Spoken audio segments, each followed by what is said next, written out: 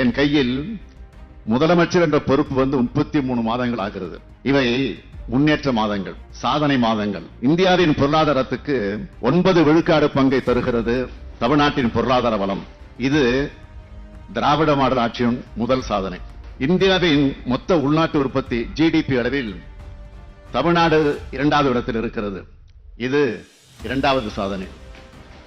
ஒட்டுமொத்த இந்தியாவின் வளர்ச்சி 7.24 விழுக்காடாக இருக்கும்போது தமிழ்நாட்டின் வளர்ச்சியானது 8.19 விழுக்காடாக உயர்ந்துள்ளது. இது 3வது சாதனை.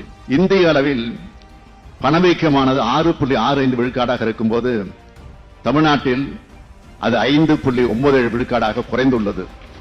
இது 4வது சாதனை. ஏற்றுமதி தயார் நிலை குறியீட்டில் இந்தியாவிலேயே முதல் மாநிலமாக தமிழ்நாடு திகழ்கிறது. இது 5வது சாதனை. மின்னணு பொருட்கள் ஏற்றுமதியில் முதலிடம் வகிக்கிறது. இது 6வது சாதனை.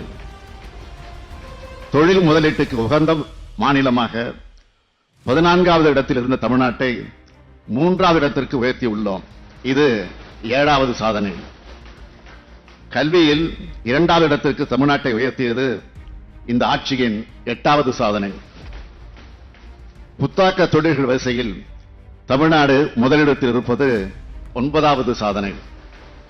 இளைஞர்கள், பெண்கள், மாற்றுத்திறனாளிகள், விளிம்பு நிலை மக்கள், ஒடுக்கப்பட்டோர் ஆகியோர் அனைவரும் மகிழ்ச்சி அடைந்து தங்கள் வாழ்க்கை தரம் உயர்ந்து வருவதாக சொல்லத் தொடங்கியிருப்பதுதான் திராவிட மாடல் ஆட்சியின் 10வது சாதனை.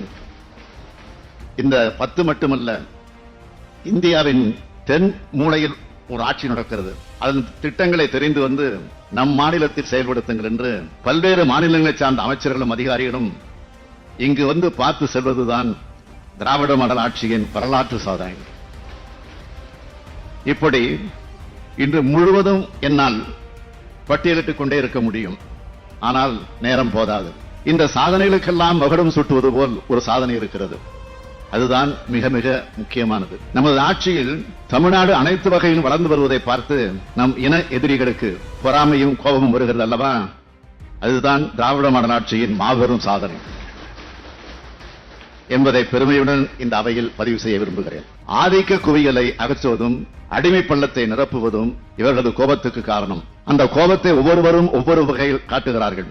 அரசியல் சட்ட பதவியில் இருக்கும் ஆளுநரும் அதற்கு விதிவிலக்கல்ல.